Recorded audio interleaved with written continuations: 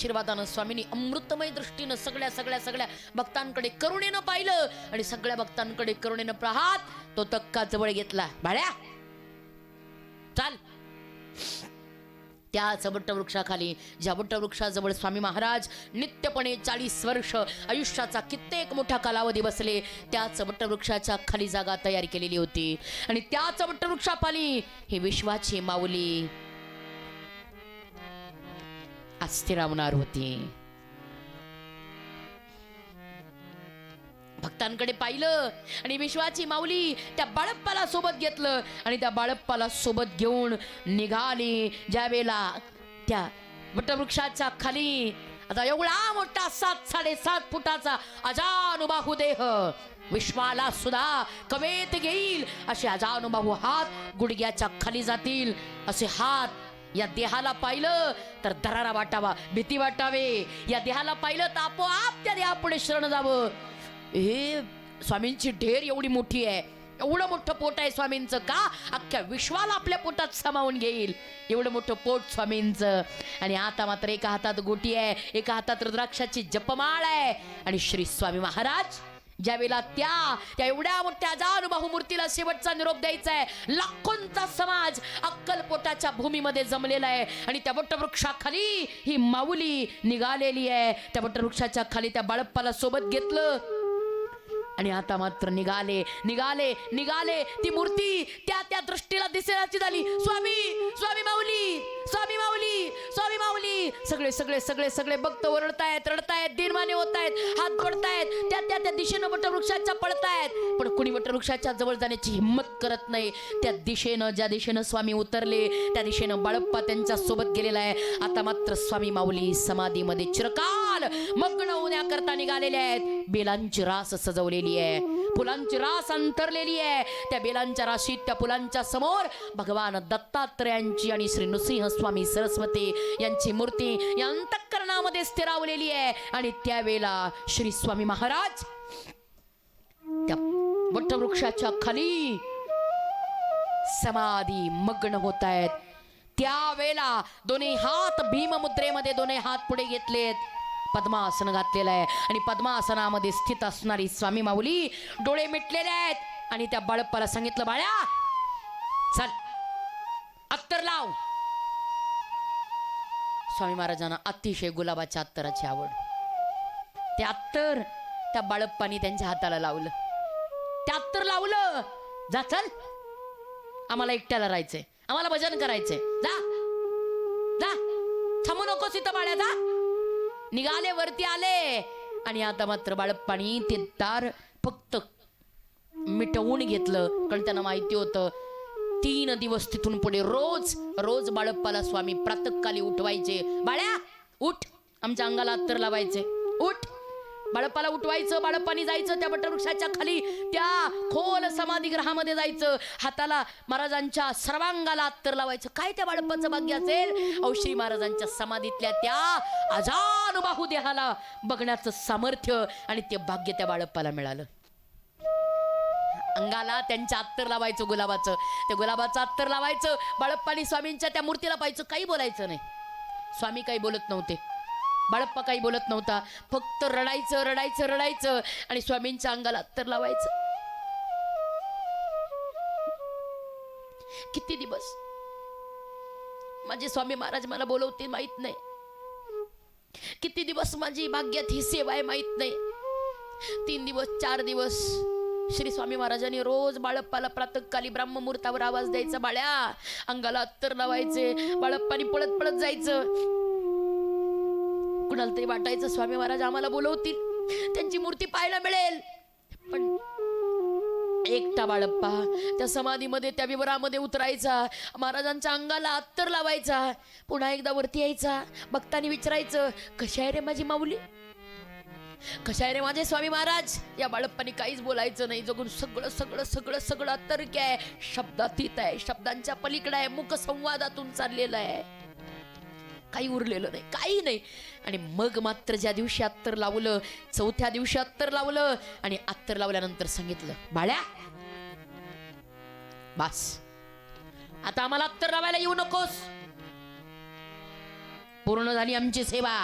आता इथून पुढे या कबाडाचं दार पुन्हा उघडायचं नाही, विवराचं दार बंद करून टाका. बाळप्पाला खूप रडू आलं. का? मी म्हटलं होतं ना स्वामी महाराज कधी बंद करतील माहित नाही. त्या क्षणी आता मात्र बाळप्पानी स्वामींच्या त्या मूर्तीला नमस्कार केला. जावतच नाहीये त्यांच्यापासून, पण आज्ञाप्रमाण जा, जा बाळा निघून. त्यात तर लावलं स्वामींच्या त्या समाधीस्थ मूर्तीला डोळे भरून पाहिलं. का? ही मूर्ती आता या डोळ्याने पुन्हा कधी दिसणे नाही. ही मूर्ती डोळ्यांच्या पलीकडे निघून चाललीये. अव्यक्त असे शरीर भगवान दत्तात्रेयांचा एक अंश अवतार आज या देहातून विलीन होतोय. श्री स्वामी महाराजांच्या त्या अजान बाहू तेजपुंज देहाकडे पाहिलं या बाळप्पाने. साष्टांग दंडवत घातलं, निघत आले, बाहेर पडले आणि त्या विवराचं दार जोरात लावून घेतलं. आणि अवघ्याना आता कळलं गेले दिगंबर ईश्वर विभूती. गेले दिगंबर ईश्वर विभूती.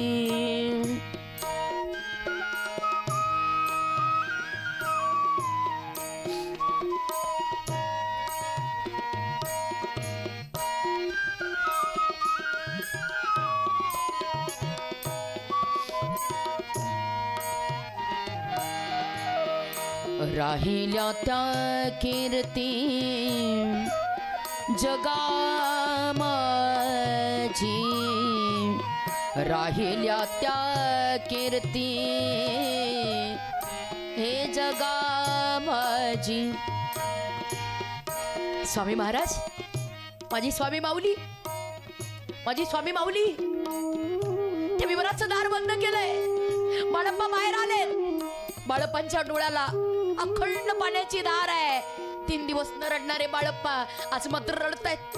आज मात्र डोळ्यातून अश्रूंचा ओघ त्यांच्या चालू आहे. सगळ्या भक्तांनी पाहिलं. बाळप्पा, बाळप्पा, बाळप्पा. काय म्हणाले स्वामी? काय बोलली माऊली? काय म्हणली आमची माय? त्या बाळप्पानी सांगितलं सगळ्या भक्तांना, अरे अवघ्या रंजल्या गांजल्यांची सेवा करणारी माझी माय या विश्वातून कायमची निघून गेली. विवराचं दार बंद झालं. या डोळ्यांनी स्वामी माय पुन्हा कधी दिसणार नाही. स्वामी माय पुन्हा कधी भेटणार नाही. स्वामी माय पुन्हा कधी दिसणार नाही. संपलं, संपलं सगळं आयुष्य. आता ऐसे कोणी होणे नाही. वैराग्याच्या गोष्टी ऐकल्या त्या कानी. आता फक्त ऐकायचं. राहिल्या त्या कीर्ती जगा माझी. फक्त कीर्ती उरलेत, फक्त कीर्ती उरलेत. बाकी नाव उरलं नाही, काही नाही, काही नाही. पण आज असं वाटतंय गेले दिगंबर ईश्वर विभूती. गेले दिगंबर ईश्वर विभूती.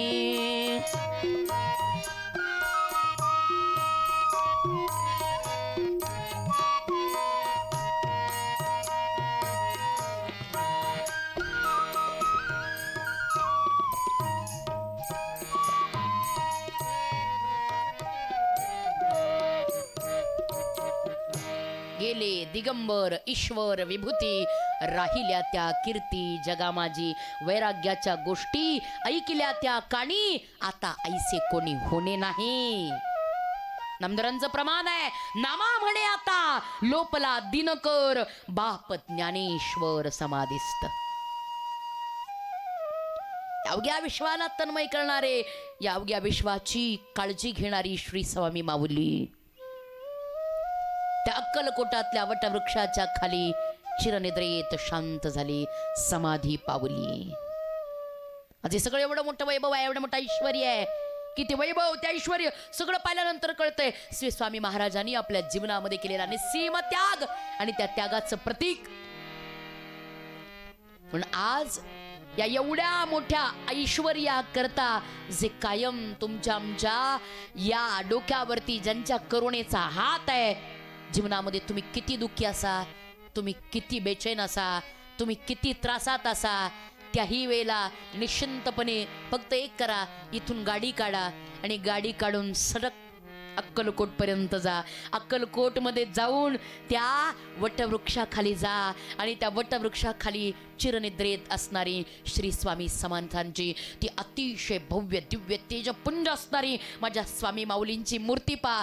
आणि ती मूर्ती पाहिल्यानंतर एकच, त्या मूर्ती पुढे फक्त अंतःकरणामध्ये जे जे जे जे काही मालिन्य आहे ते मालिन्य स्वामींच्या चरणावरती वहा आणि सांगा, स्वामी माऊली मी तुम्हाला शरण आलोय, माझं दुःख निवारण करा. तुमच्या जीवनातलं पहाडा एवढं सुद्धा दुःख संपवण्याचं सामर्थ्य आजही स्वामींच्या कृपेत आहे. अशी असणारी ही स्वामी माऊली श्री स्वामी समर्थ महाराज. एकच हाक भक्तांच्या कानामध्ये आणि एकच आवाज अवघ्या भक्तांनी तन्मय होऊन श्री महाराजांच्या चरणावरती आपल्या नामांची सुमनावली वाहिली आणि अनंत प्रेमाने आवाज दिला. अनंत कोटी ब्रह्मांड नायक राजाधिराज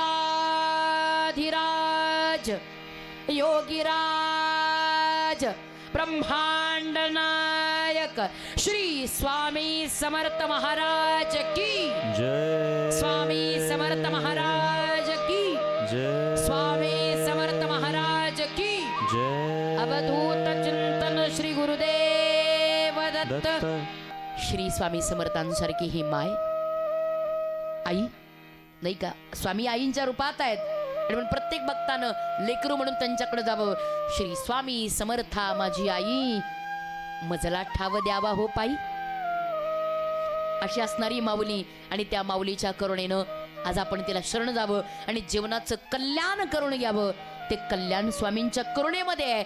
अशा रीतीनं श्री स्वामी समर्थ महाराज त्यांची करुणा आपल्या जीवनावरती झाली आणि श्री स्वामी समर्थांच्या अर्थात हे जीवनपट उलगडण्याचा आपण प्रयत्न केलाय. 2 मिनिटं करता आपण एक थोडंसं चिंतन करूया आणि आपण पुढे सरकूयात. माझी आई अक्कलकोटी, माझी आई अक्कलकोटी, भिवू नका ती आहे पाटी, भिवू नका ती आहे पाटी, माझी आई अक्कलकोटी, माझी आई अक्कलकोटी.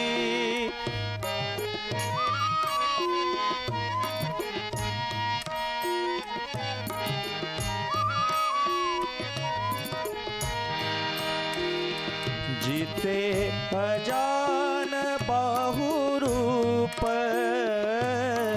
जिते अजान बाहुरूप, ती पूर्ण ब्रह्मस्वरूप, ती पूर्ण ब्रह्मस्वरूप, तिच्या चरणी लागे सुख, तिच्या चरणी लागे सुख, माझी आई अक्कलकोटी, माझी आई अक्कलकोटी, माझी आई अक्कलकोटी.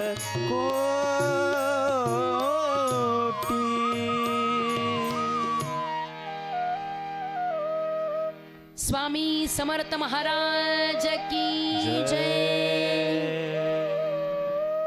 अतिशय आनंद स्वरूप वाटणारी ही स्वामींची कथा असं वाटतं संपूच नाही. स्वामींचं चरित्र, स्वामींच्या लीला सगळं काही अगाध आहे, अगाध आहे. आणि त्या अगाध लीलेचा भाग व्हायला आपल्याला मिळाले, मला वाटतं हे आपलं परम भाग्यच म्हणावं लागेल.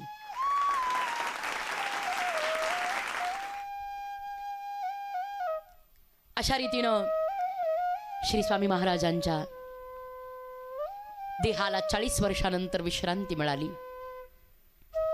आणि भगवान दत्तात्रेयांच्या अंश अवतारापैकी हा एक अवतार पुन्हा एकदा दत्तात्रेय स्वरूपी लीन झाला. एक लक्षात ठेवा, मानवी जीवनाचं सार, मानवी जीवनाचं ध्येय जर काही असेल तर ते ध्येय असावं मी संपवणं. आम्हाला दत्तात्रेयांचे अंश अवतार हेच शिकवतात की आपल्या अंतःकरणात जेवढा म्हणून अहंकार आहे तेवढा अहंकाराचा शेवट व्हावा, मीपणाचा शेवट व्हावा. कारण जेवढं जेवढं म्हणून दुःख आहे तेवढं दुःख फक्त मी या शब्दाने प्राप्त झालंय. मी संपण्याकरता जीवनामध्ये दत्त प्रकट व्हावा. आणि एकदा का जीवनामध्ये प्रभू दत्तात्रेय आले की मीपणा संपून जातो, त्यात विषय नाही. पण दुर्दैव असं आहे, आपण जीवनात सगळं संपवतो पण मी संपवत नाही. सहज माणसं किती किती त्यांना सांगू दे की अरे बाबा नाहीये, हे नाही तुझ्यामुळे काही झालेलं, मी केलंय म्हणून, मी आहे म्हणून, मी आहे म्हणून चाललंय घर, मी आहे म्हणून चाललंय माझी भाऊकी, मी आहे म्हणून चाललाय हा समाज, मी आहे म्हणून चाललंय हे सगळं सगळं काही वातावरण, मी आहे म्हणून चाललंय हे विश्व. अहो असं म्हणणं म्हणजे भर बैलगाडी चालणाऱ्या कुत्र्यानं माझ्यामुळं गाडी चालणं म्हणणं आहे. पटलं तर बघा. माणसं वृथा जगतात. मला केलं पाहिजे, मला घरं घेतली पाहिजेत अजून 2, मला अजून गाड्या केल्या पाहिजेत 2, मला अजून जमीन घेतली पाहिजे. का? अरे मी केलं तर होईल, मी गेल्यावर काय व्हायचंय, मी आहे म्हणून चाललंय. एक लक्षात ठेवा, एकदा फक्त याच्यातून बाजूला व्हा, एकदा फक्त याच्यातून जरा दूर व्हा, तुम्हाला कळेल हे सगळं सगळं शून्य आहे, हे सगळं व्यर्थ आहे. या मीपणामध्ये गाडल्यामुळे हे सगळं अवघड होतं. तरी माणसं नाही तरी सोडत, अरे मी आहे म्हणून. आणि मग ही वचनं कशा करतायत? म्या बोलविल्या वेदू बोले, म्या चालविल्या सूर्यू चाले, म्या हलविल्या प्राणू हले, जो जगाते निमिता म्याची निमिला साता, काळू ग्रासता असे भूता, यमनेची आणि सत्ता पंडू सुता. हे कशा करता सगळं चाललंय? कशा करता भगवान म्हणतायत अनन्य चिंतयन्तो माम यजनात् पर्युपासते तेषां नित्याभियुक्तानां योगक्षेमं महाम्यहम्. कशा करता गीतेतली वचन आहेत, कशा करता संतांचे पुरावे आहेत. तुम्ही करताय का भगवान करतोय? पण तरी माणसाची वृत्ती जात नाही. तो म्हणतो अरे मी आहे म्हणून, मी गेलो तर रोज पोरानं तीच पालुपत, अरे मी आहे म्हणून, मी गेलो तर. भल्या पाटे पोरानं उठवायचं, 5ला उठवायचं, पोरं साखर झोपेत पक्की गारठ्यानी गारटलेली, आणि 5 वाजता त्यानं उठवायचं, उठा तुम्हाला कोण उठवायचंय, मी आहे म्हणून, मी गेलो तर. पोरांचा असा रागाचा पारा चढायचा जसा बाहेर थंडीचा.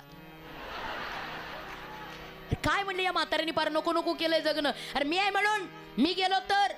आता ऐकायचं किती दिवस? एक दिवस ते धाकटं होतं, ते धाकटं असं वैतागलं, म्हाताऱ्याने राम पहारात चालू केलं होतं, मी आहे म्हणून, मी गेलो तर. ते धाकटं उठलं रागातच, आणि रागाने उठून त्या म्हाताऱ्यापर्यंत आलं. काय म्हणलं? अरे मी आहे म्हणून, मी गेलो तर. आता त्याला आज वसूलच करायचं होतं. म्हणलं बाबा तुम्ही मरून बघा, 13व्याला बुंदी. आता मला सांगा काय उरलं का आता? म्हणजे तुम्ही फक्त मरून बघा, तुमची बुंदी घालण्याकरता पोरं तयार आहेत. जेव्हा तुम्ही वृथा अहंकार जगूच नका की मी आहे म्हणून, मी गेल्यावर कसं व्हायचं, मी गेल्यावर कोण कमवायचं. अहो तुम्ही मरून बघा, तुमच्या मागच्यानी तेच केलंय. कशाला मरता तुम्ही नको त्या गोष्टींकरता? कशा करता ताणताय, कशा करता एवढं तडफडताय? जेवढं संसाराकरता तडफडताय ना, तेवढं कधीतरी सद्गुरूच्या भेटी करता तडफडा. जीवनाचं सार्थक त्या दिवशी आहे. काय मिळवायचं जीवनामध्ये? त्या पोराला सांगितलं अरे मरून बघ. त्या पोराने म्हणला 13व्याला बुंदी. असा म्हाताऱ्याला राग आला, पळत म्हातारीकडे गेला. आज स्वयंपाक घरात म्हणला बघ अगं हे तुझं कार्ट आहे धाकट, ते मला आता म्हणतंय राम पाऱ्यात मरून बघा, 13व्याला बुंदी घालील. अगं त्याला नाही किंमत, तुला तरी आहे का माझी किंमत? मी मेलो तो कुत्र नाही हाल खायचं तुझं, मी आहे म्हणून. आता ती म्हातारी हे शब्द पोरांच्या आधीपासून ऐकत होती. थोडी वैतागली असेल का ती, पण बिचारी काय करायचं, नांदायचं गप बसली, काही बोलली नाही. काय ऐकून घ्यायचं, गप ऐकून घ्यायचं, काही बोलली नाही. आता मात्र म्हणली पोरं माझ्या पुढे निघून गेली, मी मागच राहिले. म्हातारीला म्हणला बघ अगं ते कार्ट आत्ता मला म्हणते मी आहे म्हणून, मी गेलो तर अगं त्यांना माझी किंमत नाही. अगं तुला तरी कुठे किंमत आहे, मी गेलो तो कुत्र नाही आलं खायचं तुझं, मी आहे म्हणून. म्हातारी म्हणली जाऊन बघा. जमलं का? म्हातारा म्हणला म्हणजे हेच ऐकण्याकरता जगलो का? बायकोनी म्हणावं आपल्याला जाऊन बघा. म्हणला जगण्यात राम नाही आता. जगण्यातला राम ज्या दिवशी संपेल त्या दिवशी आपल्याला राम नाम असं म्हणण्याची वेळ येते का? राम संपला की संपलं. तो म्हणला जगण्यात राम नाही दादा आपल्या, आता जगायचं नाही, बाश आता मरायचं. निघाला मरायचंय, रात्रभर झोप नाही, रात्रभर जागा आहे. रात्रभरातून भल्या पहाटे 2:30 वाजताच उठला. मुंबईमध्ये होता, ऐकताय ना तुम्ही, मुंबईमध्ये होता. भल्या पहाटेची वेळ होती. त्या भल्या पहाटेच्या वेळेला उठला आणि ते ओव्हरब्रिज माहिती आहे तुम्हाला, जिथे गाव आहे, गर्दीचं ठिकाण आहेत, तिथं सरकारने त्या व्यवस्था केलेली आहे. गावातले रस्ते खालून आणि वरतून पूल, ओव्हरब्रिज. नेमका भल्या पहाटे त्या मुंबईमध्ये त्या ओव्हरब्रिज वरती चढला. त्या ओव्हरब्रिज वरती चढून वरती गेला आणि म्हणला नाही आपल्या पोरांनी सांगितलंय 13व्याला बुंदी घालायची, बायकोने सांगितलंय मरून पा. म्हणला आता मरायचंच. कुणी नाही तिथं. पाटेची वेळ कोणी यायचे जागायला, गाडी नाही, काही नाही, रस्ता जरा कमी माणसाचा आहे, वर्दळीचा आहे. नेमका त्या पुलावर चढला. त्या पुलावरती मध्यभागी आला. बघा मी किती वाईट असतो. पुलावरती आला, मध्यभागी चढला आणि जसा त्या पुलाच्या कठड्यावर गेला, जिथे उंच आहे तिथं कठड्यावर गेला आणि खाली वाकला.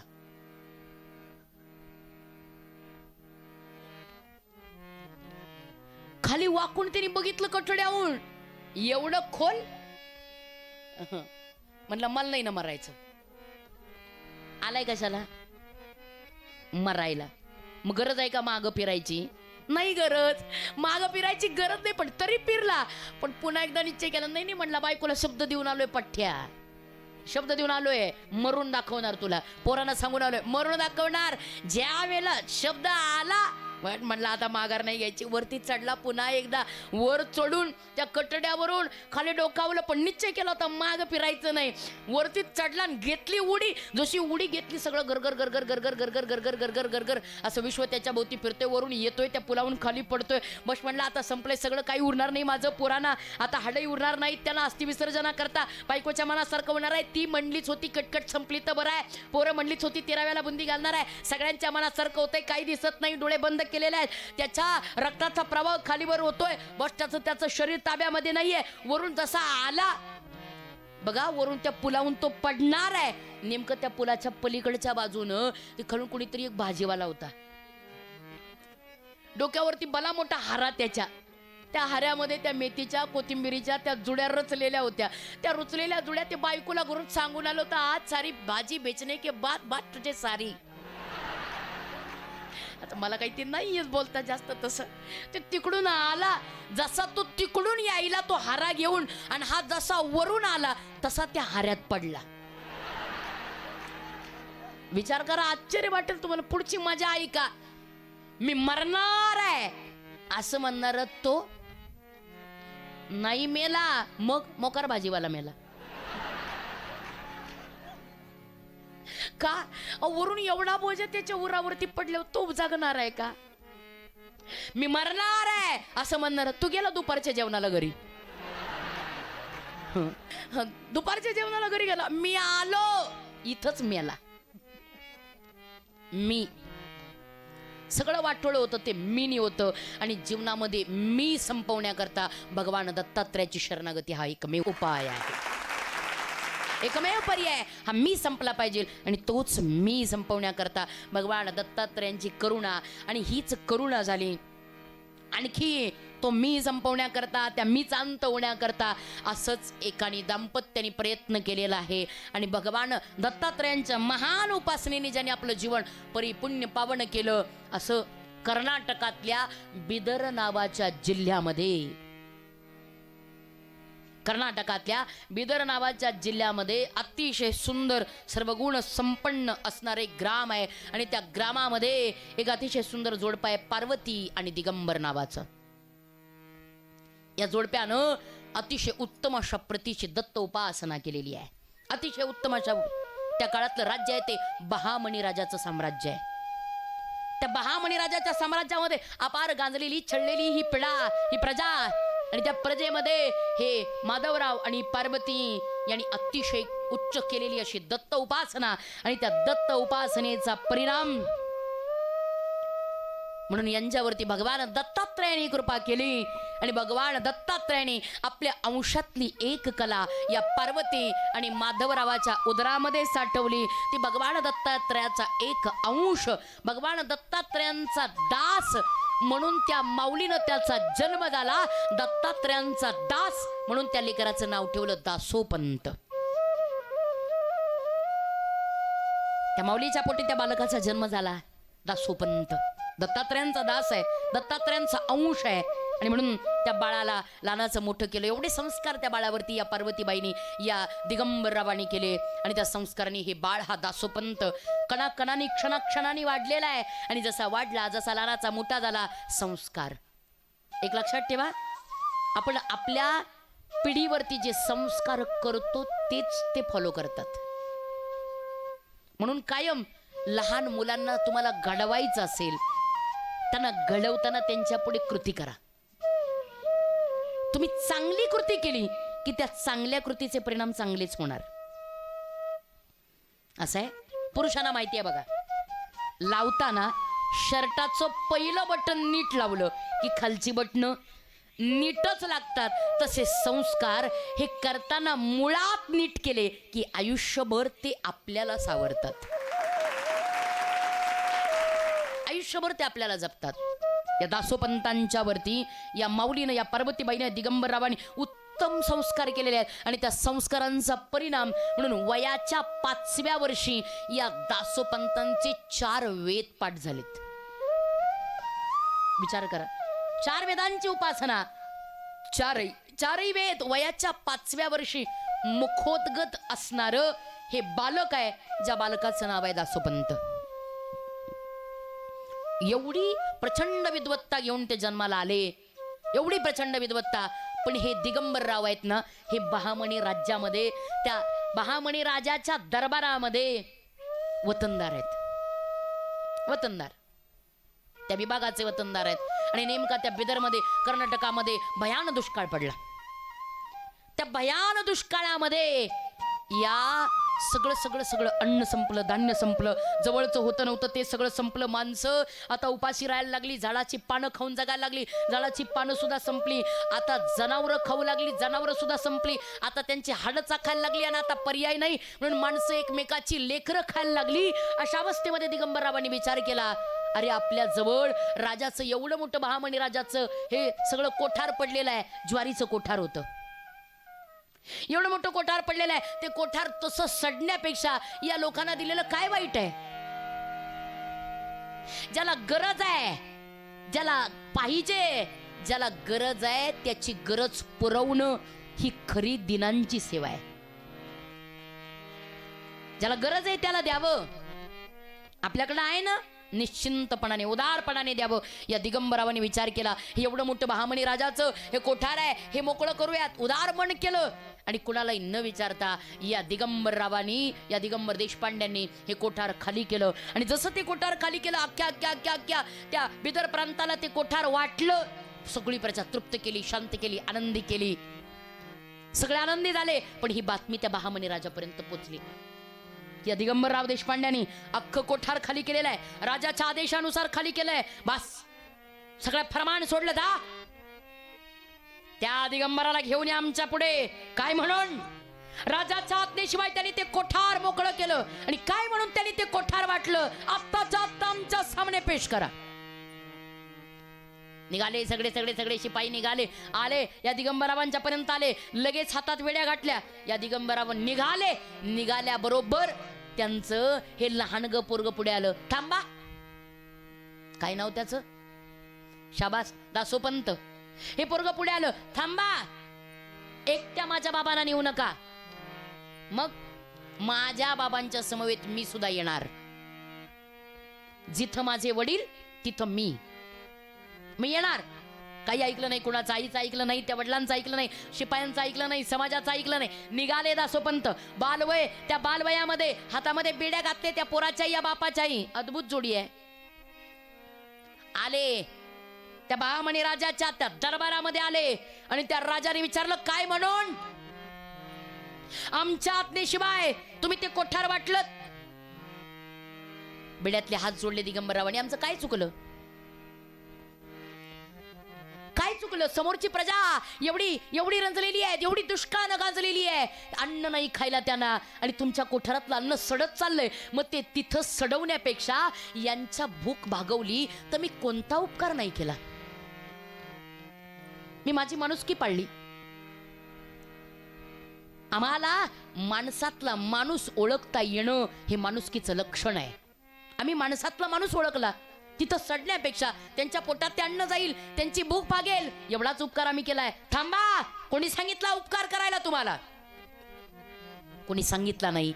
माझ्या दत्तात्रयाने मला आज्ञा केली, माझ्या सद्गुरूंनी मला आज्ञा केली. कोण सद्गुरू, कोण दत्तात्रय? आम्ही मानत नाही त्यांना. तुम्ही नसाल मानत, पण मी तर मानतो. माझं सर्वज्ञ आहे ते, माझा श्वास आहे ते, माझा ध्यास आहे ते, माझा निधिध्यास आहे ते, माझं स्मरण आहे ते, माझं अविस्मरण आहे ते, माझं ध्यान आहे ते, माझं मन आहे ते, माझं तन आहे ते, माझं शरीर आहे ते, माझं सर्वस्व आहे श्री गुरु दत्तात्रय. काय चुकलं माझं? त्यांनी मला आज्ञा केली म्हणून मी दिलं. ठीक आहे, मग आता त्यांनी आज्ञा केली म्हणून तुम्ही हे धान्य वाटलं, आमच्या आज्ञेशिवाय वाटलं ना. मग आता या केलेल्या चुकीची शिक्षा म्हणून जेवढं धान्य वाटलं त्या धान्याचा परतावा पैशाच्या माध्यमातून आम्हाला द्यावा. ठीक आहे, पण म्हणले थोडं थांबा तरी, मला घरी तरी जाऊ देत, मला काहीतरी तजवीज करू देत. मी घरी जाऊन पैशाची तजवीज करील, त्यावेळेला तर तुम्हाला देईल. नाही, तुम्हाला घरी जाता येणार नाही. आत्ताच्या आत्ता पैशाची तजवीज करा. अहो, कसं शक्य आहे? आत्ताच्या आत्ता कुठून पैशाची तजवीज करू? माहित नाही, तसं आम्ही सोडणार नाही. आता घरी तर जाता येईना, पैशाची तजवीज तर इथंच करा म्हणतात. काय करू? त्या 5 वर्षाच्या त्या दासोपंतांनी उत्तर दिलं, बाबा काय दासोबा, बाबा ठीक आहे. त्या बहामणी राजाला सांगितलं, ए राजा, तुझ्या पैशाची तजवीज तुला करून द्यायची आहे ना? होय. माझे वडिलांनी इथून तर जायचं नाही. होय. आणि तुला पैसे तर पाहिजेत, तशी कशी तजवीज करणार ते? मग एक काम कर, तू त्यांना जर जाऊ देत नसशील तर त्यांच्या ऐवजी तुझ्या दरबारामध्ये मी गहाण राहतो. 5 वर्षाच्या पोराने उत्तर द्यावं. अरे तुझ्या दरबारात मी गहाण राहतो माझ्या बापा करता. अरे स्वतःच्या बापा करता गहाण राहणारा या विश्वातला पहिला पुत्र आहे दासोपंत. माझ्या बापाचा पराक्रम जपण्याकरता, माझ्या बापाचा स्वाभिमान जपण्याकरता मी गहाण राहिलो म्हणून काय झालं? किती पुत्र आहेत असे? त्यातला पहिला पुत्र आहे दासोपंत. गहाण राहिले. माझा बाप येत नाही तोपर्यंत मी गहाण राहणार. मोठ्या मनानं एवढा आनंद वाटला या बापाला, या दिगंबरांना एवढा आनंद वाटला. निघून गेले, त्या पोराला ओलीस ठेवलं दासोपंतांना. निघून गेले गावाला पैशांची तजवीज करण्याकरता. पण एक सांगू, ज्यावेळेला त्या बहामणीच्या कोठडीत होते, त्या यवनांच्या मोगली कोठडीमध्ये होते, त्या कोठडीमध्ये शब्द सुद्धा बोलले नाहीत. एक शब्द सुद्धा, कुणा तिथलं अन्न सुद्धा घेतलं नाही, पाणी सुद्धा तिथलं घेतलं नाही. दुर्जनाच्या घरचं अन्न सुद्धा घेऊ नका, दुर्जनाच्या घरचं पाणी सुद्धा पिऊ नका. का? त्या अन्नाच्या त्या पाण्याच्या निमित्तानं तुमच्या शरीरात दुर्गुण प्रवेश करतील. म्हणून एक लक्षात ठेवा, दुर्जनाच्या घरी उपवास घडला तरी चालेल, पण अन्न येऊ नका. आणि सज्जनाच्या घरी ताटामध्ये खरकट असलं तरी चालेल, तो एक शीत खा, त्यांनी तुमचं देह हरिमय होऊन जाईल. सज्जनाचं अन्न जरूर खा. दासोपंतांनी अन्न घेतलं नाही, पाणी घेतलं नाही, अखंडपणे प्रभू आणि दत्तात्रयांचं स्मरण केलं. अखंडपणे प्रभू दत्तात्रयांचं स्मरण, आणि त्या स्मरणाचा परिणाम एक दिवस दत्ताजी पाडेवार नावाचा एक इसम त्या बहामणी राजाच्या दरबारात आला. आणि त्या राजाच्या दरबारात एवढं सांगितलं, मी आलोय, तुमच्या दरबारामध्ये गहाण राहिलेला पोरगा आहे दासोपंत, त्याचा कैवार घेऊन आलेलो आहे, त्याच्या वडिलांचा नोकर आलेलो आहे आणि तुमच्याकडे जेवढ्या पैसा करता गहाण राहिलाय तेवढे पैसे मला सांगा, तेवढे पैसे देण्याकरता आलोय. त्या इसमानी, त्या दत्ताजी पाडेवारांनी जेवढी रक्कम त्या बहामनी राजाची ठरलेली होती त्या कोठाराच्या बदल्यात, तेवढी रक्कम त्या बहामनी राजाला देऊन टाकले आणि तेवढी रक्कम देऊन या दासोपंतांची सुटका केली आणि त्या दासोपंतांना घेऊन गावापर्यंत आले आणि सांगितलं मला जरा लघुशंका आहे, मी जाऊन येतो, तोपर्यंत तू पुढे हो.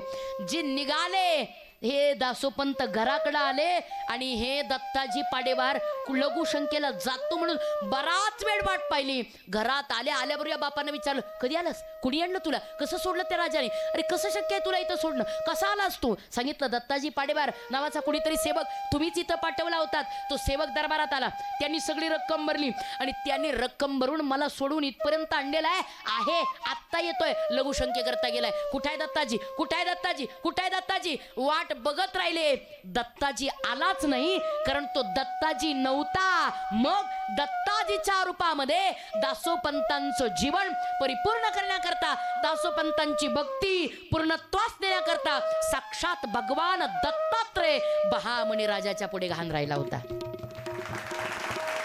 साक्षात दत्तात्रयाने ज्यांचा नोकर व्हावं एवढं सामर्थ्य ज्या दासोपंतांमध्ये, असे महान भगवत भक्त, महान दत्त अंश म्हणजे श्री दासोपंतजी. आणि त्या दासोपंतांचं अतिशय सुंदर सुंदर जीवनचरित्र आहे, अतिशय सुंदर जीवनचरित्र आहे.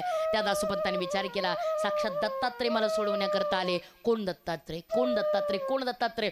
शोध घेण्याकरता ते घराच्या बाहेर पडले. दत्तात्रयांचा शोध घेत घेत घेत दासोपंतांनी प्रचंड तीर्थयात्रा केल्या, सगळं तीर्थाटन हिंदुस्थानची तीर्थयात्रा केली. तीर्थयात्रा करून पुन्हा घरी आले, विवाह केला, पण विवाह करून पुन्हा एकदा बाहेर पडले आणि फिरत फिरत फिरत राक्षस भुवन, बीड जिल्ह्यामध्ये राक्षस भुवन नावाचं गाव आहे, त्या राक्षस भुवन नावाच्या गावामध्ये दासोपंतजी आले आणि त्या राक्षस भुवनमध्ये गोदावरी माईचं पात्र आहे.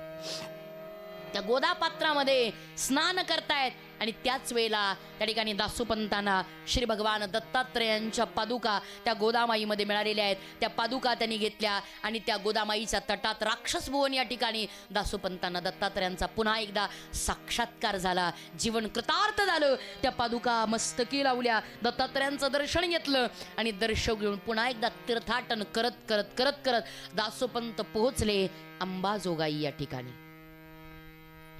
आणि अंबाजोगाई या ठिकाणी ते स्थिर झाले आणि अंबाजोगाई या ठिकाणी स्थिर होऊन दासोपंतांनी अतिशय सुंदर अशा पद्धतीनं त्या अंबाजोगाईला कृतार्थ केलेला आहे. त्या अंबाजोगाईमध्ये या दासोपंतांचं साक्षात, तुम्हाला आश्चर्य वाटेल, या दासोपंतांनी त्या काळात 16वं शतक होतं ते, त्या काळामध्ये साक्षात तो औरंग्या सुद्धा दासोपंतांच्या चरणावर झुकत होता. काय ताकद असेल बघा. अंबाजोगाईला येत होता तो औरंगजेब, दिल्लीचा बादशाह होता औरंगजेब, अंबाजोगाईला येत होता, दत्तात्रयांच्या चरणावरती झुकत होता, नमत होता, वाकत होता. एक दिवस त्याला परीक्षा पाहिजे होती दासोपंतांची, म्हणून त्यांनी परीक्षा पाहण्याकरता एक नैवेद्याचं ताट आणलं, दत्तात्रयांना द्यायचे म्हणून. बघा, आता नैवेद्याचं ताट आणलं, पण त्या नैवेद्याच्या ताटात नैवेद्य नव्हता, बकऱ्याचं मांस होतं. आणि नैवेद्य कोणाला? दत्तात्रयांना. दाटावर दाकण ठेवलं, दाकण ठेवून आणलं, ते ताट ठेवलं दत्तात्रयांपुढे. याने सगळं झालं आणि सगळं सगळं सगळं झाल्यानंतर दासोपंतांनी ते वस्त्र न काढता दत्तात्रयांना नैवेद्य फिरवला, नैवेद्य ठेवला पाणी फिरवून. जसा नैवेद्य ठेवला आणि आश्चर्याने त्या नैवेद्यावरचं झाकण काढलं, काढल्याबरोबर अख्खं ताट गुलाबाच्या फुलांनी भरलेलं दिसलं. अख्ख्या ताटात गुलाब होते आणि त्या गुलाबाचा सुगंध कैक मैलापर्यंत पसरलेला होता. ते पाहिलं आणि तो औरंगजेब त्या क्षणी दासोपंतांच्या पलावरती झुकला. का? अरे मी याच्यामध्ये बकऱ्याचं मांस आणलं, मी मांसाहार आणला, पण त्या मांसाहाराचं रूपांतर शाकाहारात करणारा जगाच्या पाठीवर असा महात्मा झाला, ज्या महात्म्याचं नाव आहे दासोपंत. एवढी मोठी करुणेनं की औरंगजेब सुद्धा त्यांचा चरणांकित होता असे महान संत दासोपंत की ज्यांच्या द्वारीचा चोपदार म्हणून दत्तात्रय द्वारात उभे होते. रोज 1 पैशाची अर्थात 1 डबू पैसा त्या काळात होता, त्या डबू पैशाची रोज 1 डबू पैशाची शाई आणायची आणि तेवढी शाई रोज फक्त आणि फक्त दत्ताचं चरित्र लिहिण्यात संपवायची. जे लिहिल ते फक्त दत्तच, जे वाचेल ते दत्त, जे बोलेल ते दत्त, जे चालेल ते दत्त, असं ज्यांचं जीवन दत्तमय होऊन गेलं असा महान आत्मा म्हणजे दासोपंत. अशा भगवान दासोपंतांचं कृतार्थ झालेलं, भगवान दत्तात्रयांच्या निमित्तानं कृतार्थ झालेलं जीवन अंबाजोगाई या ठिकाणी जरूर जा आणि दासोपंतांचं दर्शन घ्या. एका महान दत्तात्रयांचं दर्शन आणि दत्त अंशाचं दर्शन घेण्याचा लाभ आपल्याला होईल. असे महान भक्त दासोपंत त्यांच्या चरणी आपण लीन होऊया. दासोपंतांच्या चरणी लीन होऊन त्यांचं दर्शन घेऊया आणि आपल्या जीवनाची कृतार्थता करूया आणि आजच्या भागाला या ठिकाणी विराम देऊया. पुंडली कवरधारी विठ्ठल श्री ज्ञानदेव तुकाराम पंढरीनाथ भगवान की जय. माऊली ज्ञानेश्वर महाराज की जय. जगद्गुरु संत तुकाराम महाराज की जय. अवधूत चिंतन श्री गुरुदेव दत्त श्री दासोपंत महाराज की जय. आजचा कथाभाग अतिशय सुंदर झाला. संत कथा जीवनात का महत्त्वाच्या? कारण या कथा जीवनातल्या व्यथा नष्ट करतात. स्वामी भक्त सुंदराबाई यांच्या स्वामी भक्तीबद्दल आजच्या कथेमधून आपण समजून घेतलं.